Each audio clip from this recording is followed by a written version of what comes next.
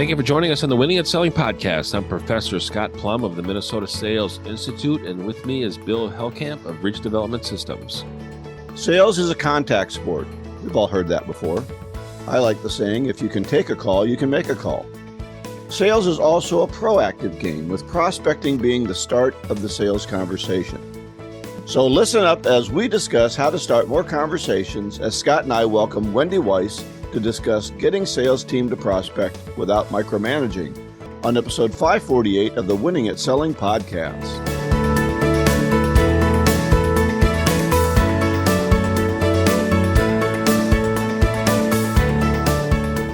I'm really looking forward to that conversation, and I know Wendy's going to share a lot of great relevant information for today's marketplace with our listeners, so stay tuned for that.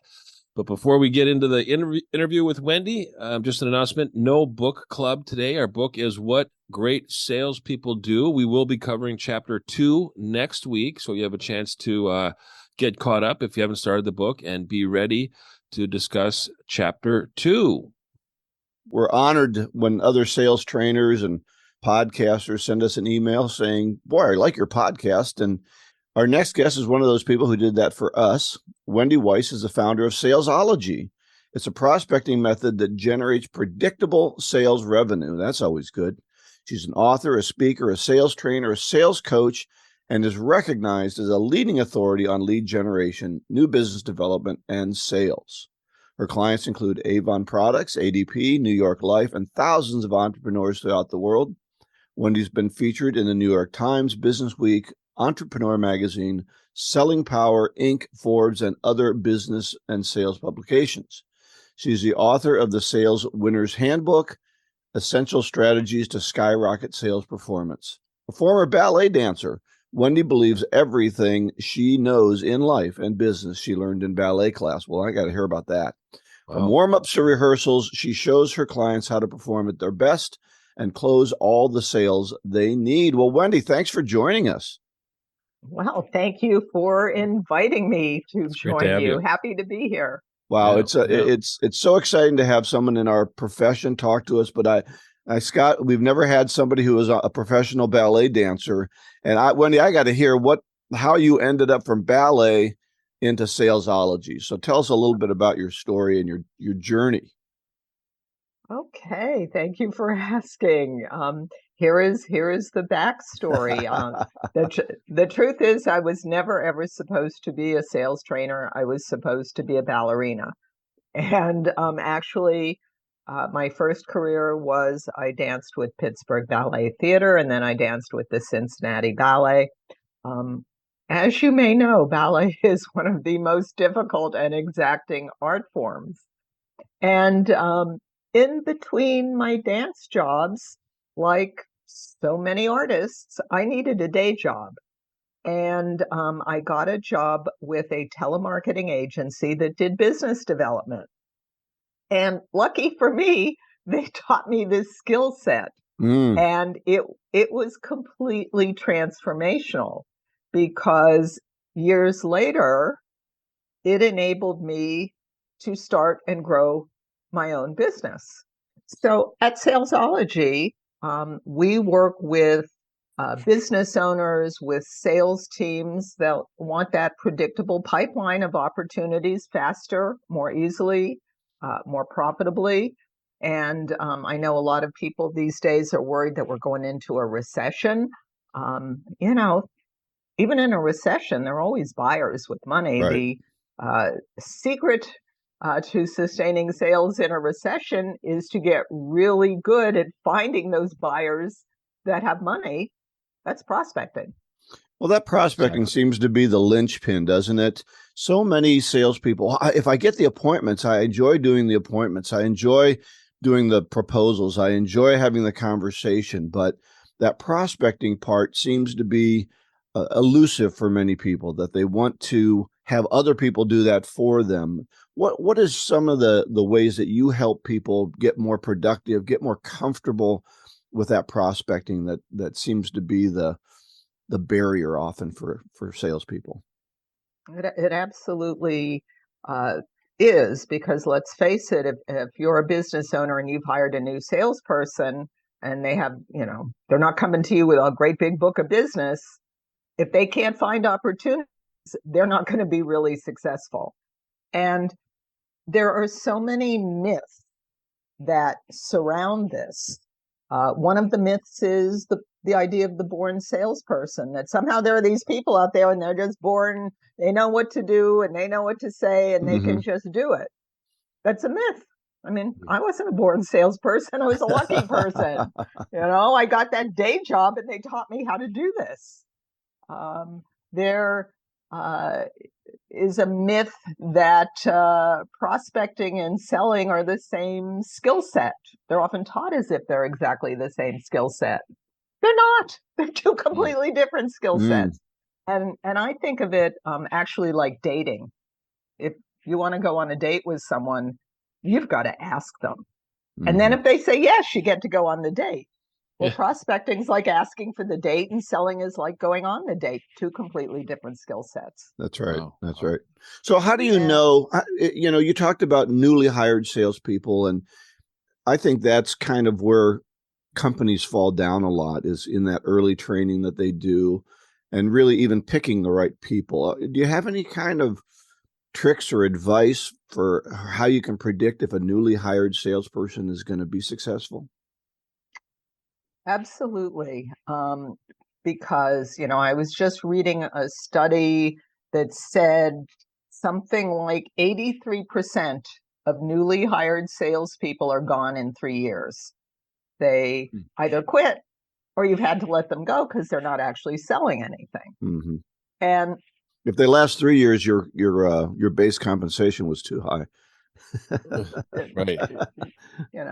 And so the secret to really predicting whether or not a newly hired salesperson is going to be successful, and what the mistake that a lot of companies make, there's two mistakes. First mistake is they hire them, they teach them every last thing about whatever it is they're selling, which could take a really long time. It can take months. It could take an entire year. So they teach them everything and then they say, go sell. Right. That's the first mistake. The other mistake is just not investing in their people. Salespeople know whether or not they are supported. I just had a very interesting interview on my podcast, which you've been on, Bill, and we got to get you on, Scott. Yeah, I'd love to. Thank you. Salesology Conversations with Sales Leaders. And I was speaking with Dave Valentine, who is the founder of the Avidal Agency. And in these days when it is so difficult to hire people, they have no problem hiring people because of the way they invest in their not just salespeople and everyone. And it's not just training. They have a whole series, all sorts of different ways that they invest in their employees. So if you hire someone brand new, no book of business, don't teach them every single thing they need to know about what they're selling. Teach them to prospect. You can learn, brand new hire can learn to set up qualified appointments in a matter of 2 or 3 months. They can set up appointments for people on your team that know what they're doing, which means that new hire can become revenue generating quickly. You don't have to wait years. You can do this in a few months. And if at the end of a few months you've trained them in prospecting and they cannot or will not pick up the phone and talk to prospects, then you don't need to keep them around for the next 3 years. Right. And doing nothing.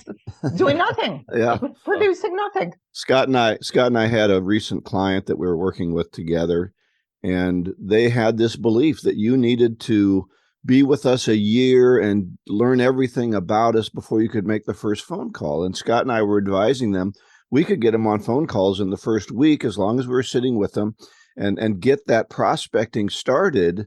They didn't have to know everything about the company. And then if they got an appointment, then an experienced person would go with them on the appointment or have the appointment with. Oh, they were so convinced, Wendy, that we had to wait a whole year for them to learn everything that we finally decided to part ways because we said, we're not going to sit around watching you advise this person on every aspect of your business in order to get them to make a phone call. But that was their true belief. And we found out if we had a mix of beliefs, we weren't going to work together. So, yeah. And it's very, it paralyzes salespeople. If they think they need to know everything, and even if they've been around for a year, they probably still don't know everything. And it just paralyzes people. And so what we do is in our training programs, we teach new hires to say, that's a great question. That's exactly what Scott would like to discuss with you, just as it relates specifically to your situation. What does your calendar look like? Right. Mm-hmm. And we practice that over and over again. So then if they get asked a question that they don't know the answer to, they're covered. Yeah, I think so many people, as you say, are paralyzed because they can't answer every question. Well, we can never answer every question. So you'll be paralyzed forever if you feel that your need is to be the shell answer man and know everything about everything. You're just never going to get forward. I worked with some friends, and we were trying to put a business together, and they spent all their time on the website. It's like, just make a phone call and get an appointment started and do something. And then that activity, you learn in that activity, don't you? Absolutely. And then in that activity, and as you're learning, you find out that all the wonderful things you put on your website don't really resonate, and you have to redo it anyway. So make the phone call. That's right. Well, Wendy, I love hearing your philosophy on product knowledge and onboarding, and it really resonates, and it echoes a lot of things that Bill and I have talked about. I think salespeople can get really consumed with product knowledge, and once you start getting consumed with product knowledge, you will never reach the bottom. You will never know it all, and it becomes a distraction from doing the behavior and going out there and performing the prospecting tasks. And I like to work with a company on onboarding somebody, and by 2:00 their first day, they're making calls. They're setting appointments for 3 weeks from now because they're crazy busy, and that's when their calendar is filling up. And we'll figure out what we need to talk about between now and 3 weeks from now. But right now, you've got an appointment that you need to get ready for.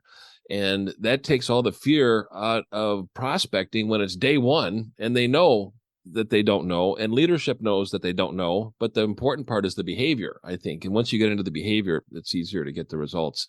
One of the things that I've noticed with a lot of companies is there's a blended role between sales, which is the acquiring of a customer, and then account management, which is building that account up through multiple transactions within the relationship. In that balance between sales and account management, what are some advice or some points that you can give to remind people that they need to constantly be filling their pipeline and getting new leads into the pipeline? Yeah, that's a difficult one because once somebody is doing account management, they have actual accounts to manage. Right. Depending on their personality type, there are people that just really do not like to prospect, and so they won't. The rule of thumb, it's still the 80-20 rule. If you've hired someone brand new and they have no book of business, they should be spending 80% of their time looking for new business. Mm-hmm. If they have accounts, they're managing accounts, they still need to spend about 20% of their time looking for new business. And here's the other piece of this. It's so vitally important for companies to have systems for salespeople. Mm-hmm. Because when you say to a salesperson, whether they're a brand new hire that knows nothing or even a fairly experienced salesperson, you say to them, go prospect, go do business development. There's a whole slew of decisions that somebody's got to make. Mm-hmm. Well, okay, who am I going to reach out to? How am I going to reach out to them? How frequently am I going to reach out to them? If I'm making phone calls, do I leave a voicemail? Do I send them an email? Do I text them? What do I do if they don't respond? Like all these questions. Mm-hmm. And not having answers to those kind of questions just stops people in their tracks. And a lot of them, they don't know what to do, so they don't do anything. Right. I found often that they get stopped at just making the list of people they're supposed to call. They just, Exactly. we can research that forever. Go on Google, find somebody. Now I got to research them a little bit. And then they get into this research mode. And by the time it's done, the day is over and they've got 2 names on a list that they never called. And it's very easy to get trapped into that rather than just, as Scott says, and you say, get into the activity, throw yourself into the activity, start making those phone calls and see what happens.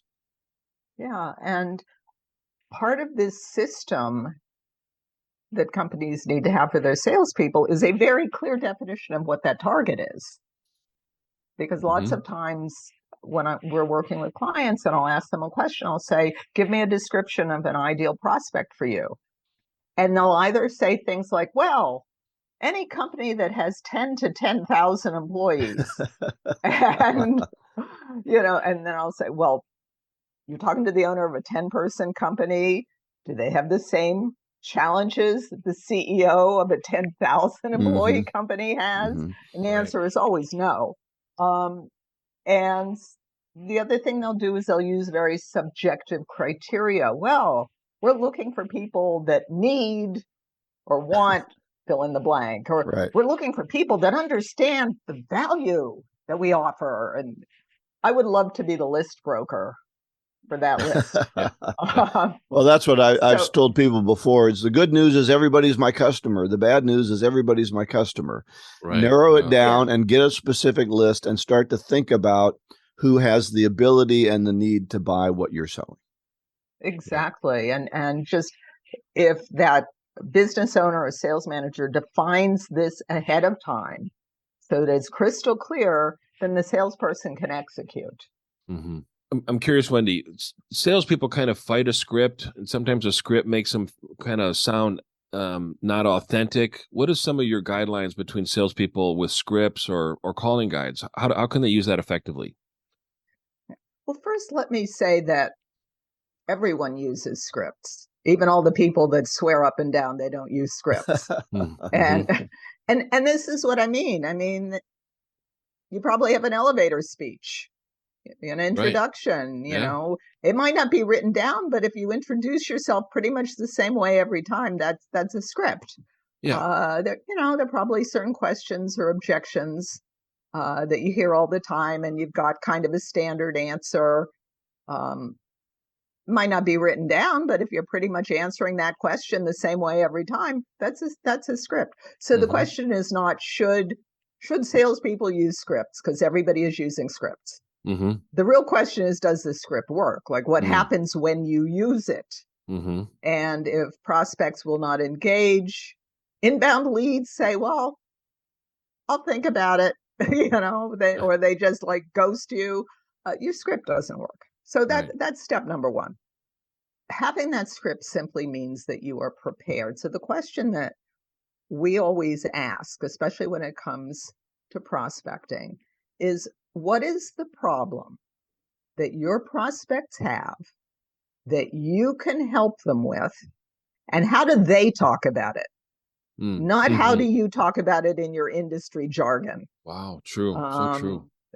And it is very hard because salespeople, everybody wants to talk about what they do. Right. And nobody really cares what you do. They care how they're going to be better off when you finish. Yeah, So that's kind of the starting place, and it can be hard to get people there. So the first thing is you need a script that focuses on problem solving. What's the value? Right.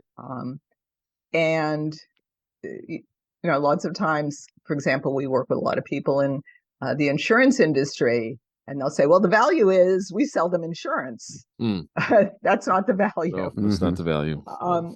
So we start there. The other thing is that the script needs to be written in conversational language. Yeah. I mean, you could just do bullet points. It doesn't have to be, the idea is not that you read it word for word. The idea is that you are prepared. And we have all been taught very well in school that when you read, you start at the beginning of the sentence. When you come to a period, you stop. Right. Then you start the next sentence. Well, that's not how people talk. Right. So when you write a script, you have to write it down the way you talk. And if that's not in complete sentences, that is perfectly fine. We tell our clients to call up their voicemail and talk into it. And then play it back and write down what they said. Wow. And don't put any punctuation in it. But if you're talking to a millennial, their voicemail has already been full for 16 weeks and they've never listened to any of those before. So that's always a challenge. That's always a challenge. Or the memo on their phone. There you go. They could just talk into that. Yeah. One of the things that I've seen is that people don't like cold callers because they never stop talking and ask a question. How do you help these new prospectors, these new phone callers to recognize that questioning is where it's at, not in telling? Well, I look at it a little bit differently, Bill. Okay. Because I don't actually think that someone that is prospecting is on the phone to engage and have a conversation. I think they're on the phone to set up an appointment. Now, here's my definition of the word appointment. The prospect agrees to talk to you. Mm-hmm. So that conversation can happen, maybe it happens on the phone there and then.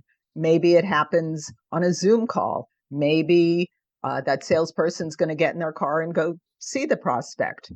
But the prospect, you need to get that agreement to have the conversation, because you can't have a conversation with somebody that won't talk to you. Mm-hmm. You can't ask them questions if they don't want to talk to you. So step one is get the agreement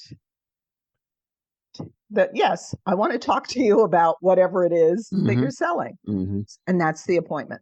So what we do is we work with our clients to have a very short introduction that ends with some version of them asking for an appointment.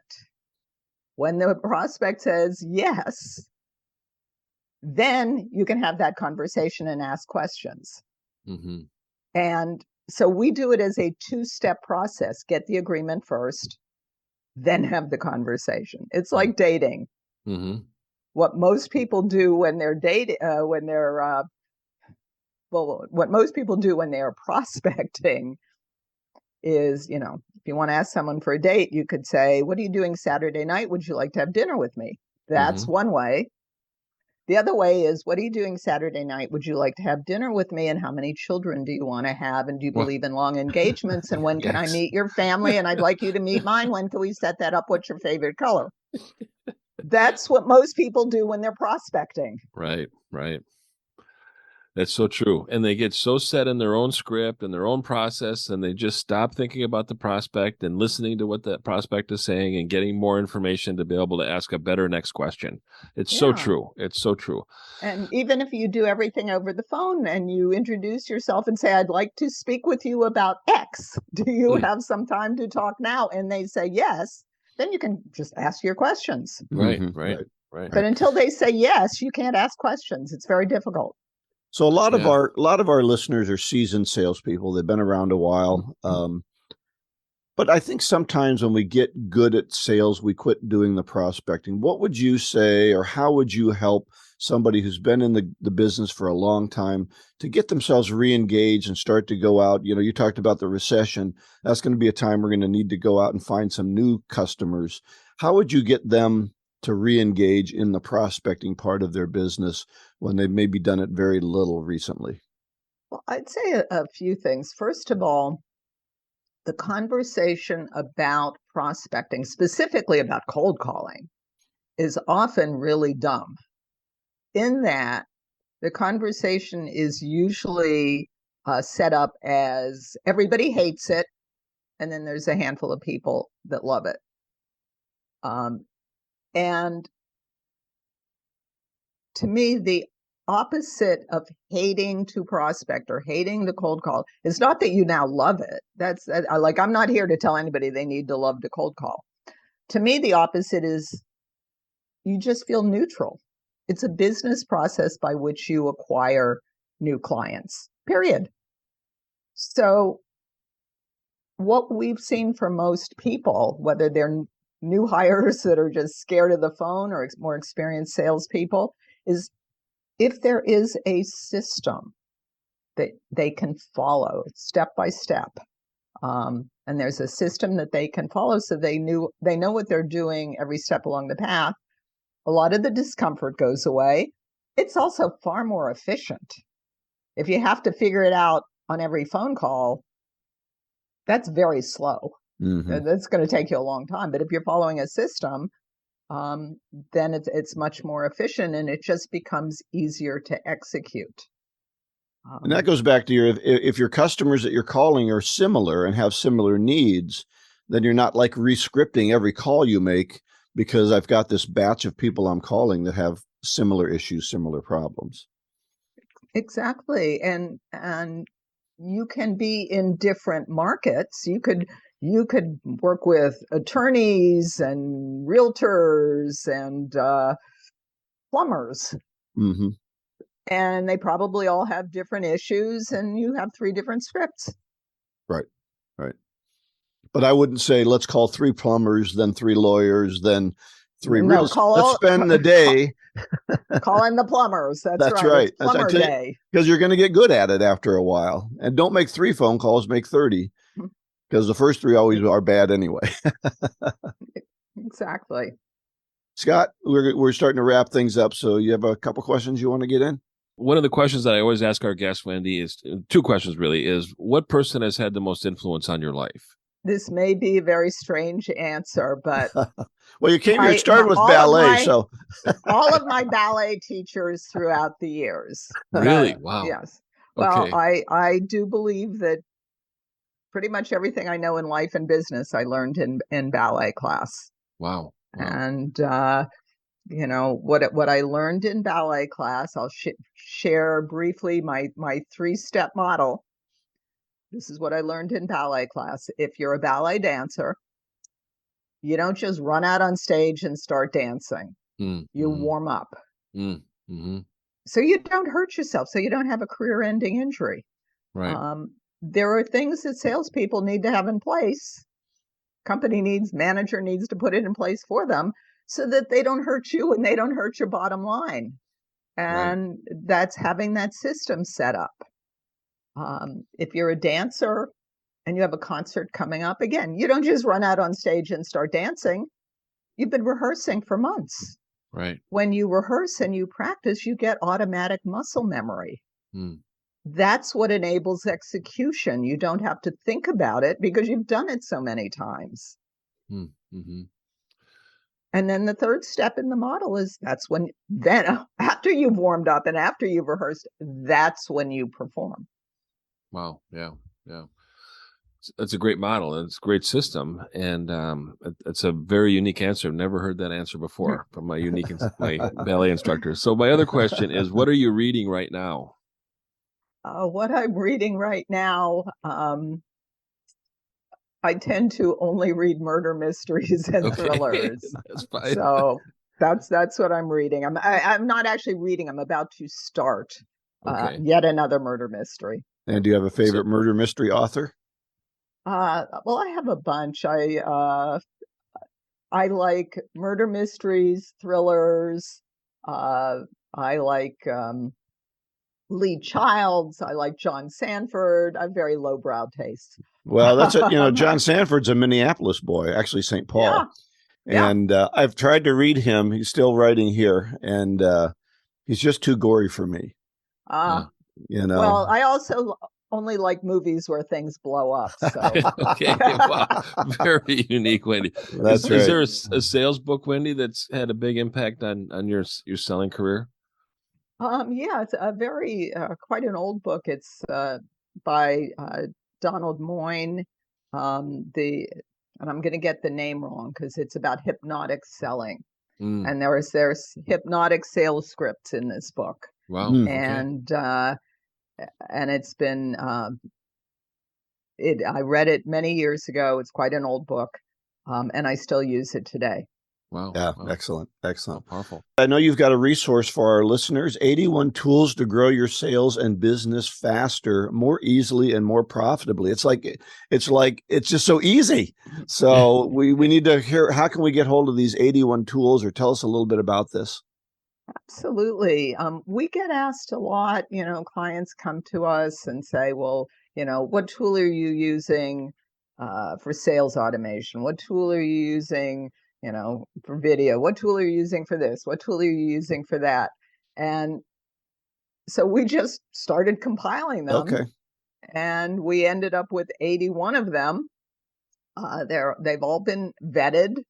They're either tools that we are using at Salesology, or we have clients that are using successfully, so we can recommend them.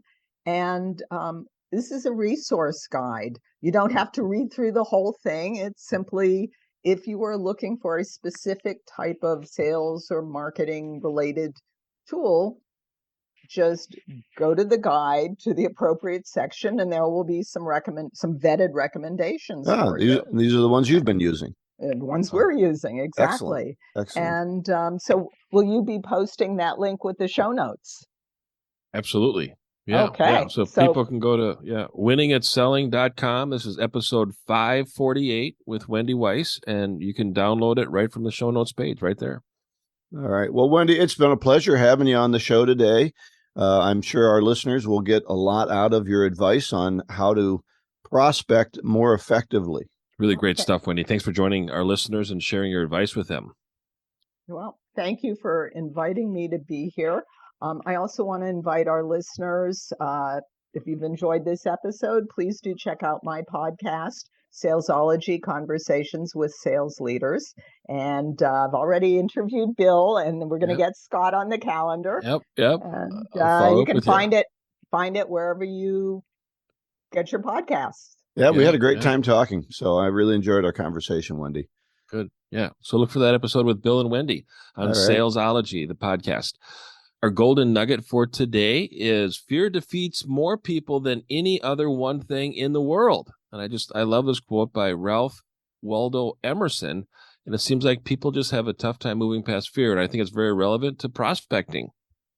Yeah. And Scott, I just did a little speech or presentation on finding your spark of courage. And that's a hard thing to do sometimes, is overcome that fear. So thanks for that quote.